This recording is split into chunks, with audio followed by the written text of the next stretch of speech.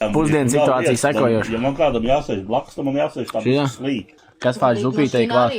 Zupītei? Jā, no kā viņa sastāv, tu pastāst. Kartupelīs, burkāniņš, marinēts gurķīts. Jā.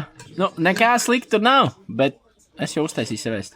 Bišķi pēc tam no bračka jau nekad neizēdu, no viņa apēdīšu pareizi. Ko? Dori gatavu. Jārodas fanot pa volejbolistiem. Un tad kumurīt saks, koferīt saks un džimā rasa. Tagad es esmu gatavs, jo man līdzi vēl rēdienreizīt. Ko mēs ieraduši? Seku, Engurs sapurīt, vecēdīši arī klāt. Viss ies vaļā. Rēcīgākais tas, ka man vakar būtu derējis manējā maika, kas man nederēja, nezinu cik gadus. Aķi,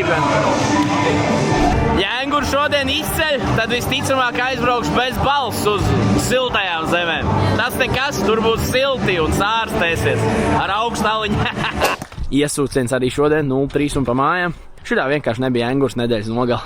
Mēs tā kā iepauzējam, iegrāmatojam, paņemam secinājumiņu smuki un braucam uz Krētu.